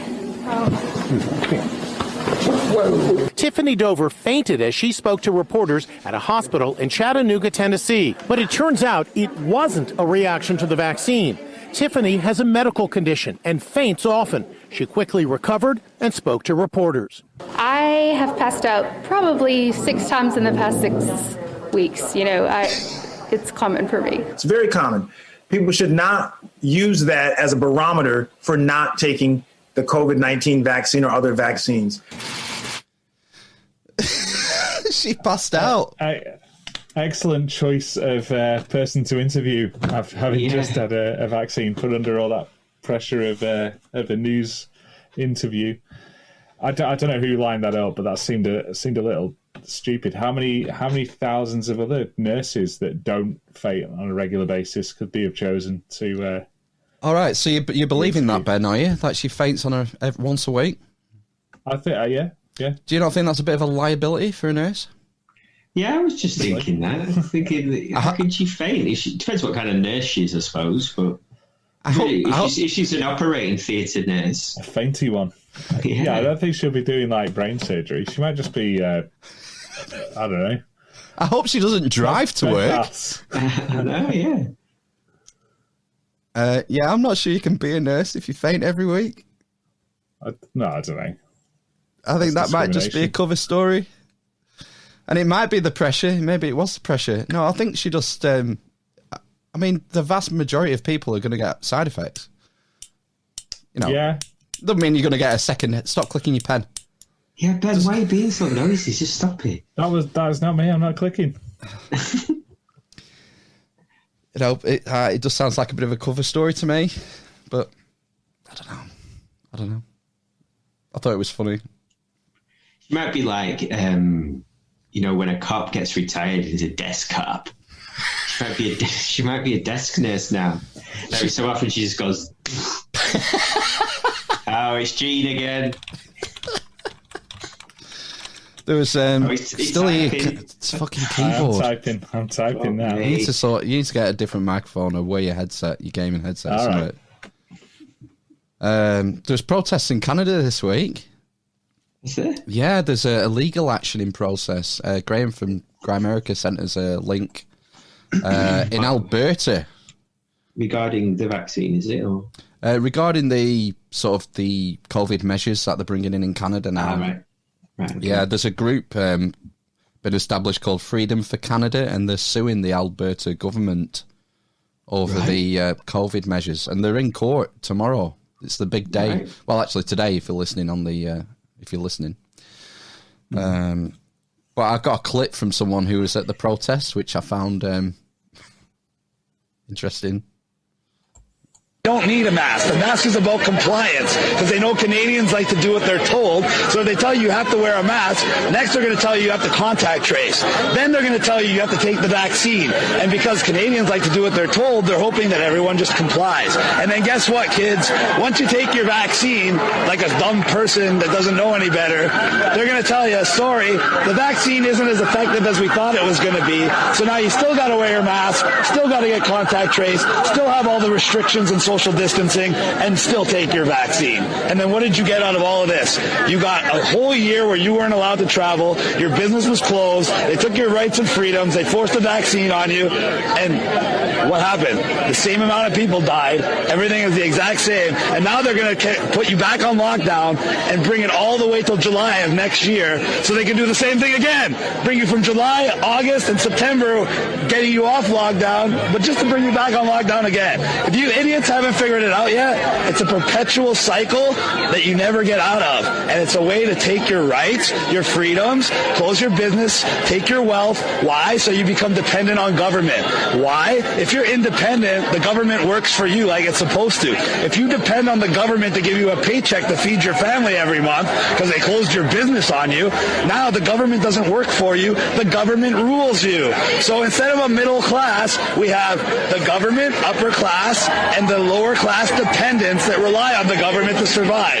In other words, we have a slave class. And that's what they're trying to do. It's that simple. All right, thanks a lot, Chris. Nice to meet you. Have a great day. He pretty much sums up the problem I have with UBI. Yeah, Yep. State dependency. We seem to. We don't need to lose. We need to keep in mind what governments are meant to be there for. Yeah. Run your public services. Look after foreign policy, but stay out of my fucking life. Stay out of my way. Once you become dependent on them, it's like you said, you're a slave. Shut up, slave.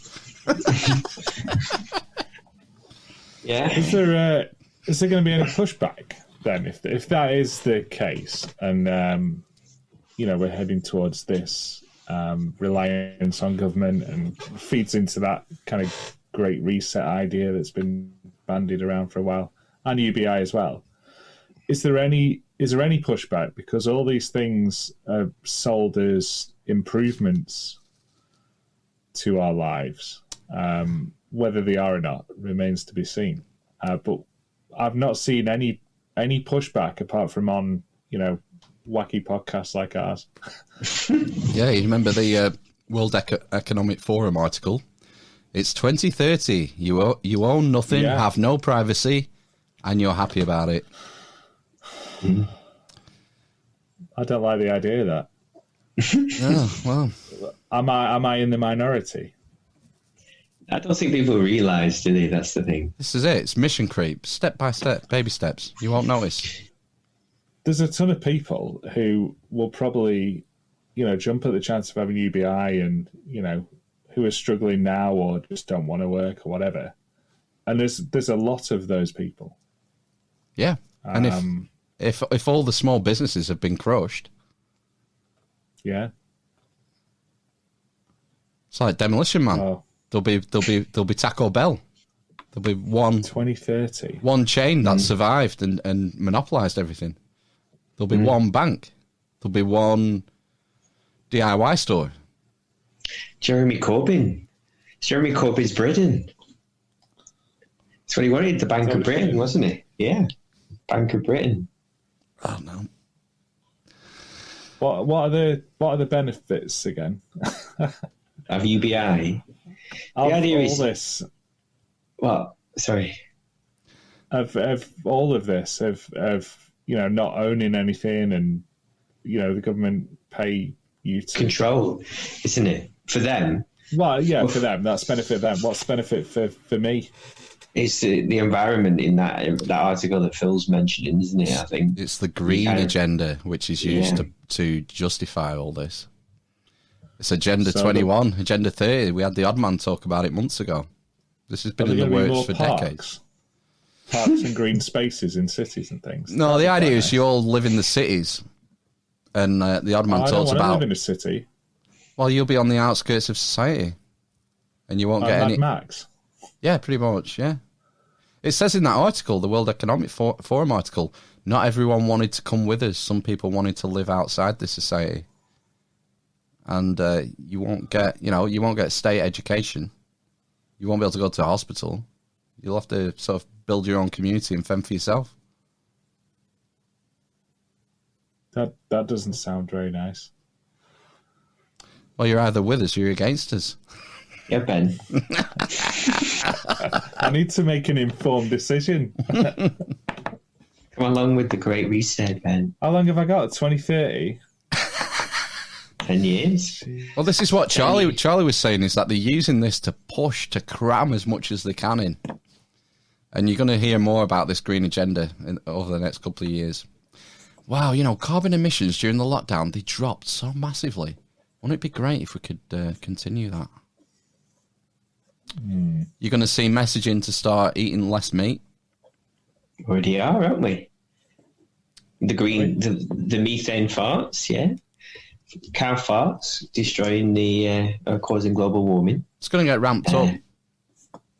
And the amount of, plus you get a lot of messaging already about sort of eating red meat, bowel cancer, plus, it being horrible for animals and stuff to be slaughtered and living in big sort of factory farms and all the rest of it. Not recognise that, Ben? I do. Yeah, I've definitely seen bits and bobs. What's going to be outside these cities then? So there's swathes of farmland and countryside. What's going to happen to them? Oh, most public land will be off limits to humans. This is the rewilding aspect of the green agenda. Right. So we need to make nature. People live in the cities, and then there'll be areas that are out of bounds. And what's the point of nature if you can't enjoy it? Nature isn't there for us to enjoy. We have to preserve it for for future generations to not enjoy. Well, the answer is obvious then. It's kill all humans. If all humans cease to exist, you can rewild whatever you want. If that's the agenda, then that's fine. And also, it'd be very green. There wouldn't be any farming or anything. All the cows would die out eventually. But your entire planet would be rewilded. Well, yeah, this is the depopulation agenda. We've played Bill Gates talking about it. It's quite, the Georgia Guidestones talk about it. This Georgia Guidestones, it's not new. Well, the quickest way to do that would be all-out war, though, wouldn't it? You'd make a mess, but it'd be... dangerous. Well, if you want to get rid of a lot of people... I don't know. Or some kind of global virus. It needs to be a bit... Dr. Bill said if we just do a good job on the vaccines, we can lower global population by 10%. Yeah, somehow. He did say that. His famous TED talk. Anyway, I don't like any of this. This is not good. I've got to go to bed in an hour or so. Did we all hear Tom Cruise this week? Oh, I thought you were going to on that. It was. It was good. Tom Cruise. Let's hear it. Tom Cruise. Was it? I've not heard it yet, but was it as good as Christian Bale's going off at the light guy? Because they played that good a couple of years ago. Well, you can be the judge, Ben. Let's hear it. Yeah. Tom Cruise reportedly let his COVID concerns be heard loud and clear while filming the new Mission Impossible movie in England. In an audio obtained from the Sun tabloid, which has not been authenticated by ABC News, Cruise was reportedly furious with staffers for ignoring safety protocols. I don't ever want to see it again! Ever! And if you don't do it, you're fired! If I see you do it again, you're gone! And anyone on this crew does it! That's it! And you too! And you too! And you! Don't you ever do it again! Work on the film had to be shut down in October when 12 staffers tested positive. What's your initial reaction? That's not all of it either. What was he? I don't think that's as good as the Christian Bale one. It's not a classicist. That's not giving it its full justice. It goes on and on for about 3 minutes. Yeah, we don't we don't do clips that long. No, and he shouts like that, and then he kind of stops shouting a bit, and then he shouts a little bit more, and then he's kind of apologising and says, "Oh no, and then he shouts even more, "You motherfuckers!" It's quite good. It's a whole roller coaster. Oh, that's brilliant. I was kind of listening to it, thinking, "Oh, you fucking twat," and then I was thinking, I think he's the producer of the Mission Impossible franchise. Yeah. So I imagine he's under a lot of fucking pressure, no matter, about what you think about his personal life and his religion and stuff. And if you're in charge of all this, or you've got a lot of money in it, and it's been shut down once already, and then you've told people to do a certain thing and they're not doing it, then you're going to lose your rag, aren't you, I think. I'm with Adam Curry on this one. Go on then. I think he's acting. Do you? Yeah. Why? To be sort of woke about masks? They're getting celebrities involved in this with the vaccine. Oh. Aren't they? Celebrity vaccinations. There's a news story about, I saw this. Getting positive role models to... Yeah. Talk about the vaccine and like Instagram influencers. It's fucking PR, man. You're being lied to. Well, the government is going to pay influencers to advertise the vaccine, who would say positive things about it. Adam Curry on No Agenda made a great point. He is the king of Scientology. Tom Cruise. Tom Cruise is Adam Curry. Tom Cruise is the emperor of Scientology. He's the biggest PR cow, the sacred cow. And Scientology, if you watch the Louis Theroux documentaries, for example, they're famously litigious. And there is no way in hell that this audio would have been leaked. They wouldn't have let it happen. This is a PR stunt. This is PR stunt. That's a good point. I'm with him. He just sounds like Tom Cruise. He sounds like Tom Cruise when he shouts at people in movies. He just sounds like he's acting. A Few Good Men. You can't handle the truth, can you? No, he can't handle the truth about masks. Let's move on. Going back to, we're talking about freedoms and the Great Reset and the World Economic Forum and stuff. I promised you last week the clip from Demolition Man of Edgar Friendly's rant. Oh, I've been thinking about this all week. I've got it for you. I'll set the scene. Okay. So, in the dystopian future of Demolition Man, you have the people who will live on the surface in the utopian, corrupt technocracy, and there is an underground movement of people who sort of, you know, Ben, you were saying the people who live outside the cities after the Great Reset. Yeah, well, in Demolition Man, they live underground in the sewers, basically, and have to fend for themselves. It's like Futurama. Or Futurama's like Demolition Man. And it's like the Wild West. And in this clip, Sly Stallone and his partner Huxley, played by Sandra Bullock, go down into the sewers to try and make contact with Edgar Friendly, who is the great devil, the great Satan of the utopian society above, the target of the wrath, because he's seen as the leader of this freedom fighting movement, this resistance movement.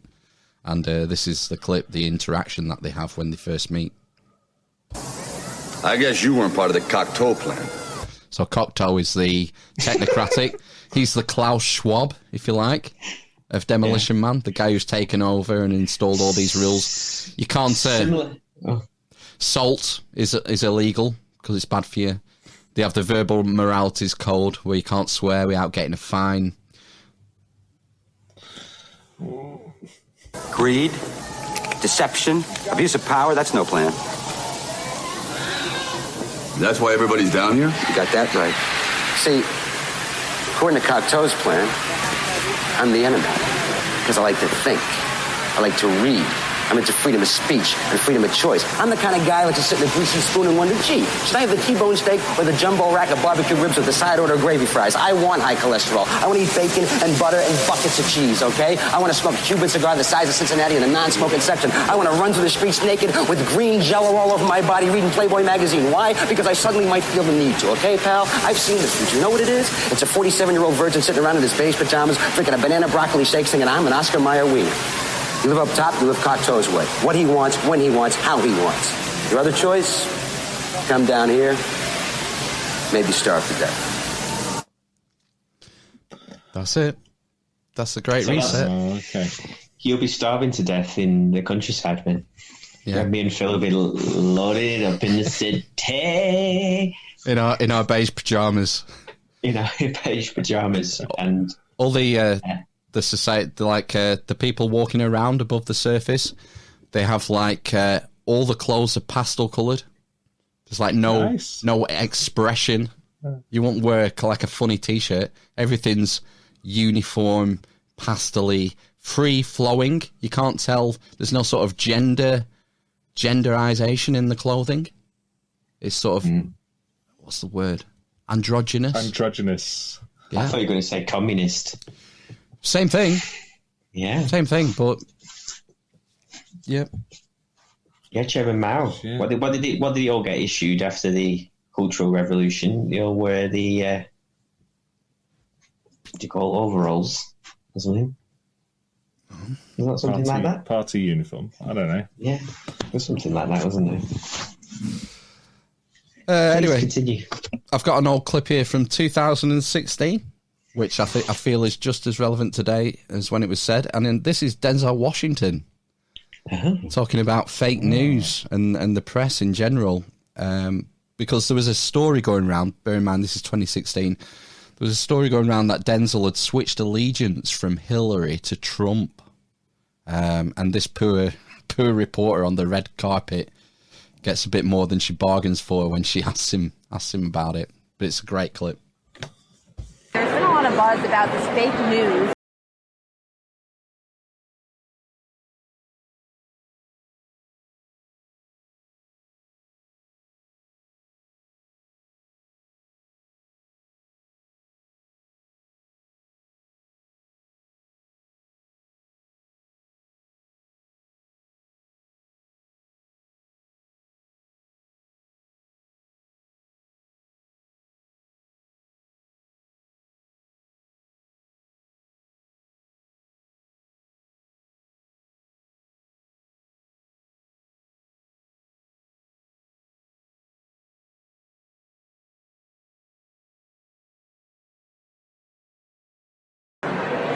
Anything you practice, you'll get good at, including BS. You told me last time. Okay. But you heard me? Does that make sense? I hear it. Okay, who is this Denzel Washington? Is he a fellow conspiracy theorist? Should we get him on the podcast? He does know. He knows. He's been in the game long enough to know what the news media is all about. I'd like to know where that journalist is now. Whether she had a road to Damascus moment and just open your mind, moved into the sewers. Open your mind. Yeah, she's eating rat burgers with Edgar Friendly now. Yeah. Oh dear. Rat burgers. Oh, he loved his rat burger, didn't he, Sly, in there? Yeah. The problem is when it comes out, I don't know how to use the 3 seashells. You motherfucking. It's on Netflix, so Is it? All right, I'm going to watch it tomorrow. Yeah, I'm going to watch it. I've not watched it for a good 10 years. Longer for me, I think. It was definitely one I had on VHS that I watched over and over again. And it was like 13. You will see it with different eyes if you watch it. Now. Yeah, definitely. Yeah, media studies students, wet dream. Anyway, moving on to the subject of many a wet dream, Eamon Holmes. Ruth and Eamon are leaving this morning, and have we not covered this already? Oh yeah, but Eamon is determined to get as many innuendos as possible in before the sword of Damocles finally falls and decapitates him. This is talking about blowjobs. Don't you these his baked Alaska? That looks amazing. I went to a restaurant for my birthday and they offered me a blowtorch on the table, didn't they, darling? Didn't they? And I declined, didn't I? Do you remember the meat? And she said to me, would you like a blowtorch? And I said, no, just cook it for me. But it's true. It is true. It's true. I'm not making it up. No. If you haven't seen one since. And whether it's a gift for a teacher. She asked me if I wanted a blowtorch on the table. I'm going to miss him. Yeah. I'm going to miss Ruth and Eamon. Who have you been replaced by? Richard Madley. Alison Hammond and Dermot O'Dreary. All right. She's served a long apprenticeship, hasn't she, as the outside broadcast. The comic relief. Yeah. 15 years service. Andy Peters. Oh, fucking hell. Sorry. 15 years. Poor Andy Peters. He's been there ages, hasn't he? Well, I wouldn't say that because Piers Morgan actually called Andy Peters out on his personal wealth. Apparently, Andy Peters is like a multi-millionaire from Wise Investments and a production company or something. Fair play to him. I know next to nothing about him, Andy Peters, which I appreciate as well. Just remember him from the broom cupboard, really? Yeah, Ed the Duck. Well, I don't know what to... it's knocking up to time. It's 10:10. Good. It is. Are we getting ready to finish? Yeah. If you're finished, I'm finished. Oh, shit. Shit. No, I've missed some fucking massive COVID news. Oh. Can't believe this slipped through the net. Oh, is it? Is this another Phil acting moment? Oh, you know, I was listening to Grimerica, and Darren and Graham were discussing masks, and Graham in 60 seconds just destroys the narrative. This is paradigm shifting content. Just prepare yourselves for the lens, the prism with which you view reality to be shattered into a million pieces. This is you. Army. I got an analogy for you. Okay. This would be great. This is Is it your I was own? watching Did you that. make this up? I was watching that YouTube video with the balance on the mask issue. Right, a listener sent it. Said, "Would you guys want some balance on the mask issue? Here's a video." And it was all about lowering the inoculum. Right, this is a big argument for why I wear a mask to protect you. And I don't really buy it because it's based on. I don't want to get into the details now, but the analogy that came to mind for me was, if I'm naked and I fart, it makes it over to the other side of the room. If I got my underwear on and my corduroys on and I fart, it goes over to the other side of the room pretty damn quick. Yeah, but it doesn't get in my mouth.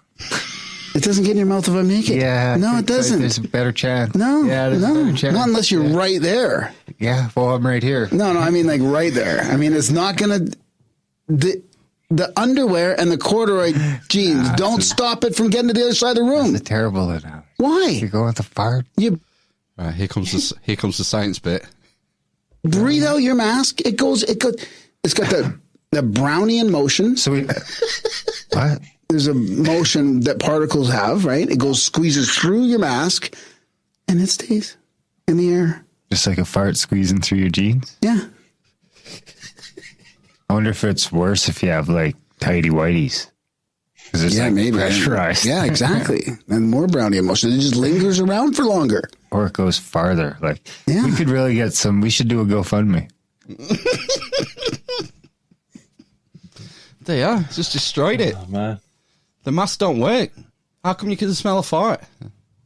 Yeah. Why is he wearing his mask on his arse? Oh, I don't know. It tickled me. Canadians. Them fucking nuts Canadians, yeah. Yeah. I spoke to Graham briefly yesterday. I did my first drunken Instagram live. And I'm talking it's to all each there, all an hour if it's there. If you want to come watch it, if you're fucking sick. Yeah, I had a bit of a rant about things. Oh, no. Yeah, several rants. I might listen to it tomorrow then. Freedom of speech, fuck you. If you're going to let me use it, if you're going to let me unleash my psyche on the world, then, you reap what you sow. Reap the whirlwind. Okay. The whirlwind of incoherent thoughts. It's a stream of consciousness. 2 bottles of wine in. All right, shall we fuck off into the night? Yeah, have a good Christmas. Oh yeah, no Amish Inquisition reunion, is there? No, but we'll be back next week, and we'll be doing Secret Santa and just having a relax. I don't think we'll be playing any clips with no guest. No. We'll just have maybe just sort of go over the year and see how we feel about it, about some of the highlights. And turkey sandwiches. Yeah. Right then, we'll see you next week. I'll just leave you with this important public service announcement. Good evening. As COVID-19 infections remain high at home and around the world, scientists have found that the virus is being spread not only by coughs, but also by people talking to each other. Studies show that consonants project the virus for much greater distances than vowels, and certain consonants, the so-called plosive sounds, are worst of all. Each time a person makes the sound p, t, or k, they can project the virus up to 3 times further than when they use softer consonants, such as f, n, or l. Based on this new evidence, the government is introducing new rules in stages to make people's speech less dangerous and slow the spread of COVID-19. Announcing the new rules, Health Secretary Matt Hancock said, during the first stage, or Tier 1, the consonant p will be banned and must always be replaced with the softer sound f. Anyone speaking to other people in a public place will have to stop using the plosive sound. Failure to do so could lead to a fine or even prison. The whole population, even members of Parliament, will all have to play their part in this. After a period of a few weeks, we will move to Tier 2. Tier 1 rules will continue to apply. In addition, the sound t will be banned and must be replaced by the sound n. Although this may cause some initial confusion, for example, niches in schools will face challenges when niching the Nennimes Nabel, we are confident any problems will be temporary, and measures under Near Nu will help learn the night of this pandemic. After a further brief period, we will bring in Near 3. The rules under Nears 1 and Nu will continue, with the addition of the sound k being banned, to be replaced by l. We have considered these measures carefully, in line with recommendations from professors at Cambridge University. These new rules will apply not only to English, but also to other languages spoken in this country, including Nerlish, Polish, Portuguese, and Italian. I urge people to neep narm and narry on. Together, we now conquer the COVID pandemic and return to normality in no time at all. Thank you.